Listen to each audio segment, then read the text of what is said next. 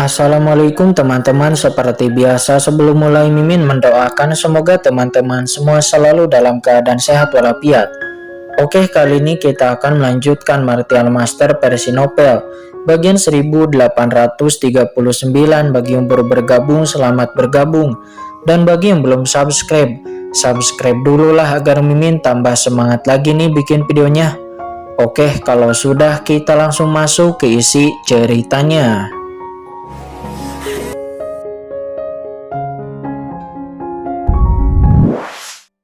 Seperti menarik gunung, dan itu tidak dapat menggoyahkan lawan sama sekali. Apa? Serangga bermata seribu menjadi ketakutan dan marah, akan tetapi sebelum dia bisa bereaksi, telapak tangan Kincen sudah menekan kepalanya. Dengan keras, serangga bermata seribu merasa seolah-olah kepalanya telah dibombardir oleh ribuan bintang kuno, dan seluruh sosoknya tiba-tiba pingsan, dan kekuatan penindas yang kuat langsung menekannya ke dasar laut. Itu hancur satu demi satu, tetapi dampak yang mengerikan ini sepenuhnya ditentang oleh medan ruang angkasa di sekitar dan air dari sumber mata laut mati. Aku di bawah komando Kaisar Serangga Networm. Siapa yang mulia, beraninya kamu menyerangku? Kata serangga bermata seribu. Dia gemetar hebat dan meraung keras. Sayap di punggungnya bergetar hebat mencoba terbang ke langit. Akan tetapi di bawah tekanan Kincen, tidak peduli seberapa keras dia berjuang, seluruh tubuhnya tetap tidak bisa bergerak. Pergi. Kincen terlalu malas untuk berbicara omong kosong dengan serangga bermata seribu. Jadi Kincen menekan telapak tangannya di kepalanya, dan napas roh yang mengerikan langsung memasuki pikiran serangga bermata seribu seperti lautan luas. Berdengung. Napas indera ilahi yang mengerikan dengan panik menembus ke dalam lautan jiwa serangga bermata seribu, mencoba meninggalkan tanda jiwa di dalam lautan jiwanya. Sialan, kamu benar-benar ingin memperbudakku, kata serangga bermata seribu. Dia tidak pernah menjadi budak. Serangga bermata seribu merasakan hawa dingin di sekujur tubuhnya. Dia ketakutan. Seketika dia merasa bahwa pihak lain telah meninggalkan jejak jiwa di benaknya dan menjadikannya pelayannya. Bagaimana mungkin? Saat kekuatan jiwa Kincen hendak memasuki kedalaman lautan jiwa serangga bermata seribu, tiba-tiba duar. Jejak gelap tiba-tiba muncul di lautan jiwa serangga bermata seribu. Jejak ini mengandung atmosfer yang berdebar-debar, sangat rumit, dan itu mulai beredar perlahan. Pada saat jejak itu beredar, kekuatan yang cukup kuat untuk mengguncang dunia dan mengguncang zaman kuno menghilang, seolah-olah keberadaan yang menakutkan akan segera terbangun darinya. Duar. Sebelum kekuatan itu pulih sepenuhnya, napas yang keluar mengguncang jiwa Kincen, dan dia merasakan rasa sakit yang sangat tajam. Segel Kaisar. Jejak ini persis seperti jejak Kaisar yang ditinggalkan oleh Kaisar Serangga dalam pikiran serangga bermata seribu. Dalam keadaan normal, jejak ini tidak akan mudah diaktifkan. Hanya ketika serangga bermata seribu menghadapi krisis hidup dan mati, maka ia akan terbangun. Dan itu langsung terhubung dengan serangga Kaisar Agung dunia bawah, dan menggunakannya sebagai saluran untuk membuat proyeksi Kaisar Agung Serangga turun ke sini. Tepat pada saat ini, jejak Kaisar Agung Serangga merasa bahwa serangga bermata seribu telah menghadapi krisis hidup dan mati dan akan segera bangun. Tiba-tiba, hahaha, ini adalah jejak yang ditinggalkan oleh Kaisar Serangga. Kamu hanyalah seekor semut yang ingin memperbudakku. Kamu harus mati. Ketika proyeksi dari Kaisar Serangga turun, kalian semua akan mati, kata serangga bermata seribu. Dia tidak bisa bergerak sama sekali, tetapi dia meraung dengan marah. Kaisar Simei, terserah padamu, kata Kincen. Dia tampak serius, tidak mengatakan sepatah kata pun, tetapi memberi perintah dengan dingin. Baiklah tuanku, serahkan saja pada bawahan. Tiba-tiba tawa kecil bergema dan terdengar di benak serangga bermata seribu. Suara ini mengandung kekuatan kebingungan yang tak ada habisnya, membuat serangga bermata seribu langsung pusing, dan matanya yang marah tiba-tiba menjadi keruh. Bangun, itu adalah Kaisar Simei. Pada suatu saat, roh Kaisar Simei mengikuti kekuatan Kincen dan muncul di benak serangga bermata seribu. Pada saat ini, jiwa Kaisar Simei berubah menjadi kaisar wanita agung dengan kaki miliaran, melayang di langit di atas lautan jiwa serangga bermata seribu. Kaisar wanita ini memiliki miliaran bintang di telapak tangannya dan ekor ular di bokongnya, melepaskan cahaya tak berujung. Tanda kaisar dari kaisar serangga. Segel, kata Kaisar Simei. Dia tersenyum ringan dan dia meludahkan lidahnya yang manis, seperti guntur musim semi yang meledak dari lidahnya. Dalam keadaan kesurupan, cahaya ilahi yang tak berujung mekar berubah menjadi gumpalan di seluruh langit dan jatuh, bergemuruh selama ribuan generasi. Duar. Kebingungan Kaisar Agung yang mengerikan melonjak dalam pikiran serangga bermata seribu dan langsung mendarat di jejak Kaisar Agung yang akan bangun. Sebuah kekuatan yang mampu memikat semua hal di dunia pun menembus jejak Kaisar Serangga. Dalam sekejap, jejak Kaisar Serangga yang hendak terbangun pun seolah-olah merasakan sesuatu yang membuatnya bingung, dan kekuatan di atasnya terpengaruh untuk sesaat. Hahaha. Tidak ada yang salah di sini. Kaisar Agung akan tidur lagi dengan nyenyak. Suara yang menawan bergema di antara langit dan bumi, dan lautan jiwa dari serangga bermata seribu menjadi tenang seketika, seperti permukaan danau yang tersapu air seperti hujan, setenang cermin tanpa riak apapun. Kekuatan Kaisar Agung yang tak terlihat membungkus jejak Kaisar Serangga, mengisolasinya dari lautan jiwa serangga bermata seribu. Akhirnya, jejak Kaisar Agung yang hendak terbangun ini setelah mendengar kata-kata dari Kaisar Simei berangsur-angsur menjadi tenang, sebelum kemudian perlahan-lahan tenggelam kembali ke dalam lautan jiwa serangga bermata seribu dan menghilang. Pada saat ini di suatu tempat misterius jauh di dunia bawah, serangga hantu yang tak terhitung jumlahnya terbang, dan serangga hantu yang padat membentuk bola-bola besar yang membuat orang merasa menyeramkan pada pandangan pertama. Dan di area tengah bola-bola ini ada jurang tak berdasar, dan di jurang itu sosok besar seperti bintang tertidur di dalamnya. Wush! Bayangan hitam besar ini terus bernapas, dan setiap kali menghembuskan napas sejumlah besar serangga terbang masuk dan keluar dari lubang-lubang di tubuhnya seperti sungai yang panjang. Itu menakutkan dan mengerikan. Dan sosok ini tidak lain adalah Kaisar Serangga dunia bawah yang terkenal. Dia merupakan keberadaan yang sangat menakutkan. Pada saat ini Kaisar Agung Serangga sepertinya merasakan sesuatu dan tiba-tiba membuka matanya. Sepasang pupil merah bersinar samar dalam kegelapan. Boom! Cahaya serangga yang terbang di seluruh langit tiba-tiba bubar, seperti tornado hitam terbang ke segala arah secara tiba-tiba. Aneh, mengapa arwah Kaisar gemetar? Apa yang terjadi? Kaisar Serangga mengangkat kepalanya dan merasakannya dengan hati-hati. Pupil matanya yang sedingin es seolah-olah melihat menembus ruang dan waktu yang tak berujung, dan lalu melihat ke arah dunia bawah yang luas. Namun tidak ada yang terasa olehnya. Tampaknya denyutan sebelumnya hanyalah kedutan tubuh yang tidak disengaja selama tidur nyenyaknya. Baiklah. Kaisar Serangga menggelengkan kepalanya, membungkuk lagi, dan dia terus melanjutkan tidur nyenyaknya.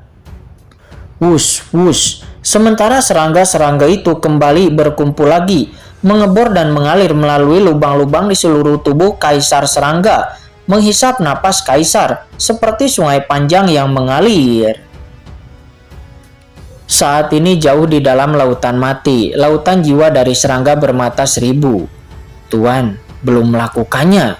Setelah menekan tanda Kaisar Serangga, Kaisar Simei nampak terkekeh ringan. Diam-diam, kekuatannya telah membungkus lautan jiwa dari serangga bermata seribu, mengisolasinya dari jejak Kaisar Serangga, memungkinkan kekuatan jiwa Kincen menembus ke kedalaman lautan jiwa serangga bermata seribu dan lalu meninggalkan tanda jiwa di sana. Selesai. Melihat jejak ini, jiwa Kincen langsung menarik diri dari lautan jiwa serangga bermata seribu. Kaisar Simei, apakah akan ada kecelakaan? Kata Kincen menatap jiwa Kaisar Simei yang telah mundur bersamanya dan bertanya dengan suara yang dalam. Hahaha, Tuan, jangan khawatir, kata Kaisar Sime. Dia tersenyum ringan, membelai dada Kincen dengan telapak tangannya yang hangat dan lembut, menjilati bibir merahnya dengan lidahnya dan berkata dengan seksi juga menawan. Jika Kaisar Serangga datang secara pribadi dan mungkin agak sulit bagi bawahan untuk memikatnya, tapi hanya ada sisa jiwa di serangga pemakan jiwa. Serangga bermata seribu itu hanyalah tanda Kaisar Agung yang ditinggalkan oleh Kaisar Serangga. Bagaimanapun, bawahan juga merupakan ahli kuat di tingkat Kaisar. Tuan, Anda tidak begitu percaya pada bawahan? Kata Kaisar Sime. Dia meludahkan lidahnya yang harum dengan ringan dan aromanya mengenai lubang hidung Kincen. Kembalilah ke dunia kacau, kata Kincen. Dia melirik Kaisar Sime yang sedang menggaruk kepalanya dan berpose, dan dia tidak bisa menahan diri untuk tidak menus dingin. Tuan benar-benar membosankan. Setelah memanfaatkan bawahan, Tuan tidak menyukai bawahan dan menyuruh bawahan kembali, kata Kaisar Sime. Dia melirik Kincen dengan enggan. Melihat mata Kincen yang acuh tak acuh, segera dia menjulurkan lidahnya, menghilang dalam sekejap, dan dia kembali lagi ke dunia kacau. Pada saat ini tubuh serangga bermata seribu tercengang dan mata yang awalnya kabur tiba-tiba menjadi jernih. Setelah dia merasakan apa yang terjadi di lautan jiwanya, wajahnya tiba-tiba berubah dan mata yang menatap Kincen sudah penuh dengan emosi yang tak ada habisnya. Namun pada saat ini dipenuhi dengan makna hormat. Bawahan, aku telah melihat tuanku, kata serangga bermata seribu. Dia berlutut di depan Kincen dengan gemetar. Pada saat ini serangga bermata seribu telah kehilangan persepsi jejak dari Kaisar Agung Serangga dalam benaknya, dan yang dia miliki hanyalah penyerahan dan pemujaan tanpa akhir kepada Kincen. Selamat tuanku. Pada saat ini serangga pemakan jiwa juga melangkah maju untuk memberi hormat. Bangun semuanya, kata Kincen mengangguk dan menghela napas pelan. Harus dikatakan bahwa Kincen masih sedikit gugup sebelumnya. Begitu Kaisar Sime tidak dapat menekan tanda Kaisar Serangga dan membiarkan proyeksi Kaisar Serangga turun, maka Kincen akan benar-benar terekspos. Untungnya semuanya aman dan sehat. Kaisar Sime yang dekat dengannya masih bingung dengan tanda Kaisar Serangga menyebabkan persepsinya bias dan tidak pernah datang. Namun sekarang kekuatan jiwa Kaisar Sime telah memutus hubungan antara jejak Kaisar Agung dan juga lautan jiwa dari serangga bermata seribu. Kecuali ada keadaan khusus, jejak yang ditinggalkan oleh Kaisar Agung Serangga telah menjadi buta. Semua yang dia tahu adalah aura palsu yang ditinggalkan oleh Kaisar Sime setelah dia diasingkan. Itu seharusnya tidak akan membuat orang lain khawatir, kata Kincen mengangkat kepalanya diam-diam. Sementara di dunia luar, Molly yang telah diasingkan oleh Kincen sebelumnya, dia saat ini menjadi panik dan bingung. Dengan suara ledakan tiba-tiba sebelumnya, air laut mati yang menghilang seketika, dan kemudian Molly melihat Kincen dan serangga bermata seribu yang terbang berlutut di depan Kincen. Mata Molly tiba-tiba menjadi sangat membelalak. Bagaimana situasinya? Kata Molly. Dia tampak terlihat lesu. Sudah berapa lama ini? Mengapa serangga bermata seribu yang sebelumnya sangat agung saat ini berlutut di hadapan Kincen? Selain itu, ahli teratas serangga yang menakutkan sebelumnya juga berlutut di depan Kincen. Jelas dia menjadi salah paham sebelumnya, dan kultivator ini juga berada di bawah komando Kincen. Untuk sesaat rambut Molly berantakan, dan dia tidak tahu harus berkata apa. Nak Molly, kurasa lebih baik kita tidak boleh bermusuhan dengan anak itu.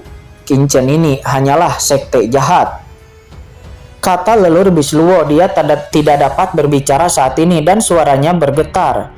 Membandingkan dengan orang lain membuat orang marah. Lelur Bisluo awalnya mengira Molly sudah menjadi pengumpulan keberuntungan terhebatnya di dunia, tetapi dibandingkan Kincen, dia lupakan saja. Jangan membandingkan, itu hanya akan menyakiti harga diri orang lain. Molly, kamu melakukan pekerjaan dengan baik kali ini. Ayo, izinkan aku memperkenalkanmu.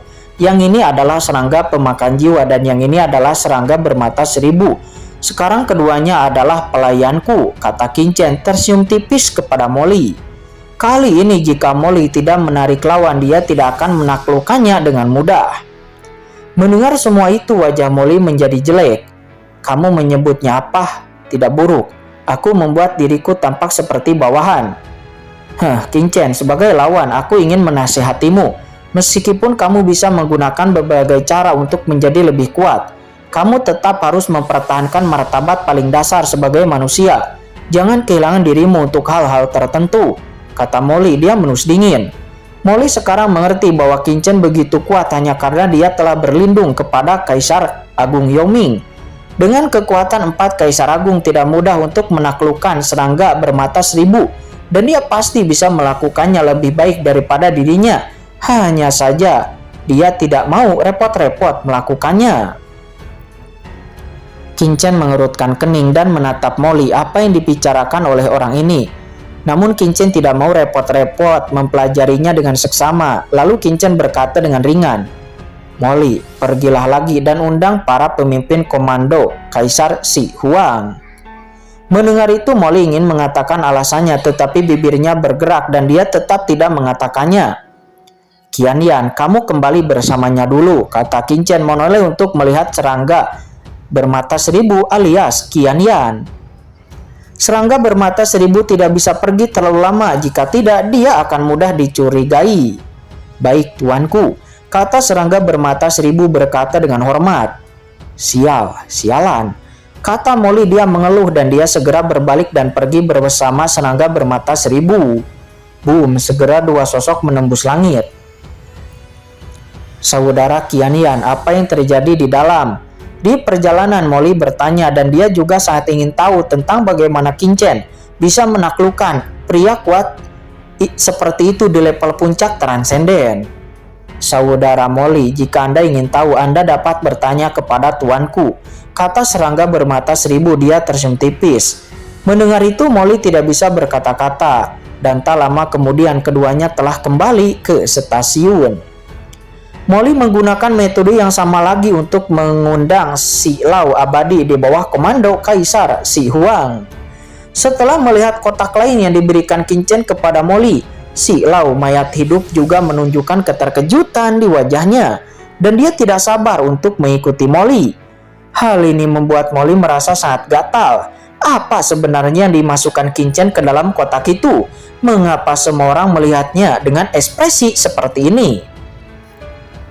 Dengan immortal Si Lau, Molly segera tiba di dasar laut mati yang disepakati Qingchen waktu itu. Sebelumnya Qingchen menggunakan serangga pemakan jiwa untuk membingungkan serangga bermata 1000, dan Molly penasaran sekarang tentang bagaimana Qingchen akan membingungkan immortal Si Lau. Karena tidak ada persahabatan yang begitu hebat. Namun yang mengejutkan Molly adalah ketika mereka menyelam ke dasar laut. Yang menunggu kali ini bukanlah serangga pemakan jiwa, akan tetapi seorang kultivator hantu yang tampak seperti patung batu yang memancarkan aura yang sangat menakutkan.